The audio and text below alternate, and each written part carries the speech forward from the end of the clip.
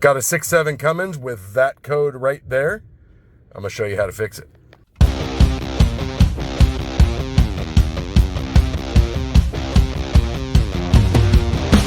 With Tone here, guys, and guess what? I got a 6.7 Ram with a Cummins. Now this is a 5500, but it's the same. So we got the death code for the turbo, the U010C Lost Communication with the turbocharger.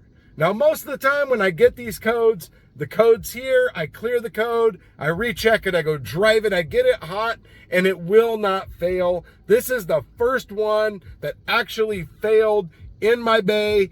I clear it and it resets every single time. So we're replacing the actuator in this. I'm gonna show you how to replace that and also how to calibrate it. You have to have a bidirectional scan tool so you can calibrate the actuator, and there's a special procedure to do that. Join me, let's get it fixed. All right, first step in replacing this turbo actuator is you're gonna need to remove the outside trim piece. So you're going to come through here and there's going to be all these screws all around the perimeter. You're going to take all those out, and then this pops out of these holes. It's going to pop out as one piece. Then you're going to have two clips here. Take those out, and you're going to have one clip right there. Pop that out, and then your your fender well will come out. So now to get this actuator, now this is a 16-5500. Now some of these sit down below the frame, then you have to actually jack them up to gain access to the actuator. This one here, we lucked out because it's right here. So the first step we're going to do is drain the coolant, and we're going to disconnect the connector. So right here is a 10 millibolt. You're going to take that out, and all that does is that's a wire harness retainer. So we're going to go ahead and just take that out. And then now the harness can move out of the way, off of the turbo and off the actuator. So your connector will come out of there, and this will just turn to the side to gain access to here. So when we look at a new one here, you're going to see all these bolts here. Do not take these bolts out. You're going to have two bolts at the top and two bolts at the bottom that you need to remove. And those are going to be a 5mm Allen. So I use carbine tools. So an easier way of doing your coolant is to just put a pan underneath the truck and loosen up your two top bolts, take out your two bottom bolts, and just let everything drain out of the turbo. That way you don't have to worry about a petcock and all that nonsense. So anyway, so we're just waiting for this to drain. So here's the kit that you get. You get a new actuator here. Don't touch anything back here. Don't mess with anything behind here. Your gaskets will already be in place. So it'll come with some zip ties, some compound here. You're going to have two alignment dowels right there. And then you're going to have 4 new bolts. So these bolts are also going to be 5mm Allens. So here's your old bolts. Before you take these out, make sure you put your bit in there and tap it with a hammer to make sure if there's any rust that you get all the way to the bottom of the hole, because if you only go halfway into this bit, into this bolt, you're going to round this thing out, and then you're going to have a lot of fun. All right, then we got enough coolant drained out of this thing, got all the bolts out. So this is what it's going to look like when you take it off.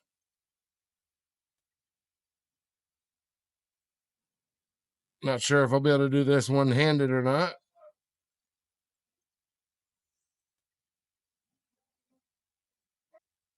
Okay, so now, all right.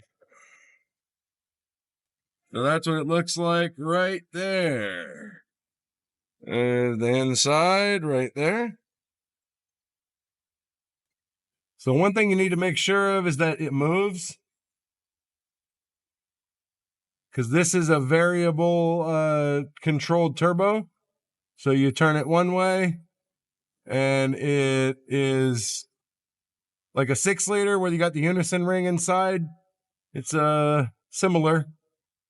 So you're just gonna make sure you can turn it one way, turn it the other way. So it was all the way to the left before I touched it. So from here, just want to make sure that it moves freely in both directions. Because if this rod doesn't move when you turn it, then you need a turbo. That means it's seized on the inside, or it's too carboned up, and it won't allow it to turn. So it looks like ours is able to move. So once you confirm that it moves back and forth about an inch, you can move it back and forth to get access to clean it. We need to clean this whole area here for the new actuator to mount up. Now we have to get all the coolant out of this. So that bottom hole right there, you want to stick like a fluid evacuator down there and suck the coolant out so no coolant runs into your actuator. If any coolant is in your actuator, then it will void your warranty. So that little hole right there behind the moving portion of the turbo, you want to stick a rag in there and get all that coolant out. And what I do is I get a Scotch-Brite pad and some brake clean, and I just wipe around the perimeter, just get it all nice and clean. That's what it looks like right there. You can buy them in big sheets and cut them up and just make sure everything is clean.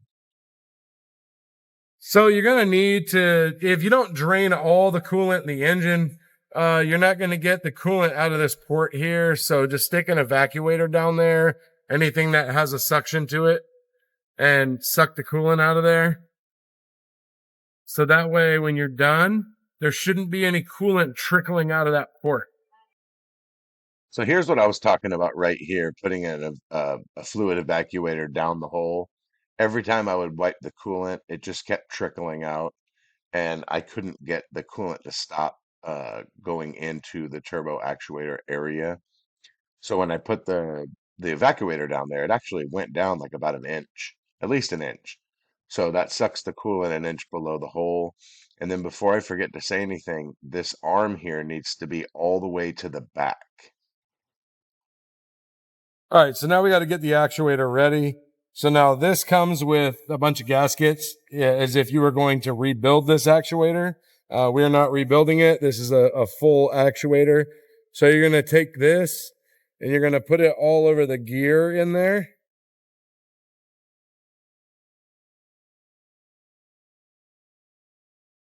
Like that. And then, so I'm going to put a little more, got to squeeze it out.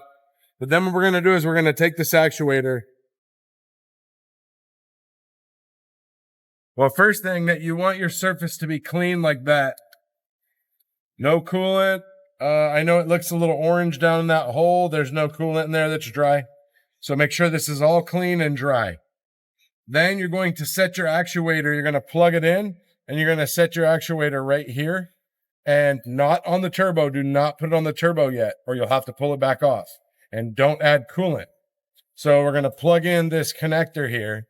And then we are going to, you're going to need a bidirectional scan tool and I'll show you what we're going to do next. Make sure that this arm is all the way to the left, all the way back. And now some models have a hole here and down here that you can push this down, make sure it aligns with the hole, and then push it up, make sure it aligns with the hole. This model does not have that. So you can see on the back side there, that little bit of a hole right there. That hole should line up with this hole. So when you look through there, you should see that hole, and that tells you it's in the right spot for actuator installment. So now let me get this greased up. We're going to hook it up, plug it in here, and we're going to go in the truck with a bidirectional scan tool, and I'll show you that. So here we are. Actuator is plugged in back here, and you want to make sure that all this is open and free to move. So I'm using the Top Don Phoenix Light 2. Phoenix Light 3. Just got it. This is brand new. Literally the second car that I've used this on. So we're going to go here. We're going to auto detect. Now, Chrysler does a secure gateway. in some, starting in, I'm not sure if it's 18. And so in some vehicles, you cannot use an aftermarket scan tool. All right. So we're going to go and let's see. We're going to try special function first. Turbo Actuator pre-align self-calibrate, which is what we're doing right now.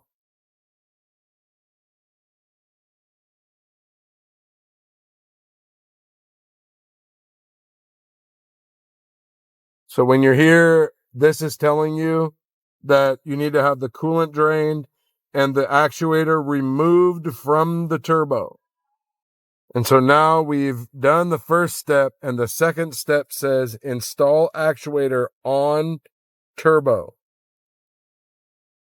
The turbocharger actuator must be installed on the turbo. Performing this step, please complete installation of the actuator. Incomplete installation of the actuator will result in failure of the calibration. So now we're just going to set that over there and go put the actuator on. So you want to put these 2 pins that come with the actuator in this top hole here. And we're going to try to put this on. Hopefully it will. All right, got to use 2 hands. But anyways, if you can, you want to put these pins in to put the turbo on, to put the actuator on. You may not be able to. You may have to get the actuator close, put the pins in. But you want to do that to make sure the gear goes on exactly where it needs to be. Don't forget, double check this arm, make sure it's all the way to the left. So I don't torque them, I just snug them. So what I had to do was get the actuator lined up. You can see this bottom hole right here.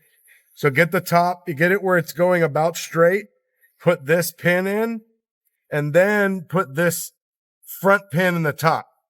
Get those in, and then the actuator will pop in. Go ahead and put this bolt in, put that bolt in, and then snug them all up. Make sure that your harness for your actuator goes through this. I still have to clasp this down, but now we're connected.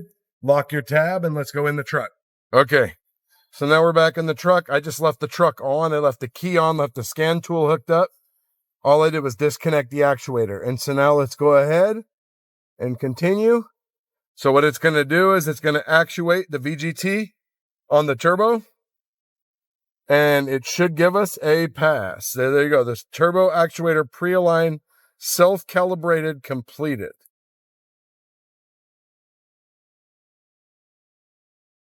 After watching this video, you should feel pretty confident in doing your turbo actuator and getting rid of this U010C code. Also, I hope that you paid attention to checking that the arm actually moves, because if you pull this actuator off and you put a new one on and that turbo doesn't move properly inside, well then you're going to need a turbo and your actuator is going to be garbage on that turbo. So make sure you pay attention to that. Thanks for watching the video. Hit the like button, hit the subscribe button, and hit the bell. You get notified of all my future content, which you definitely don't want to miss. See you guys next time.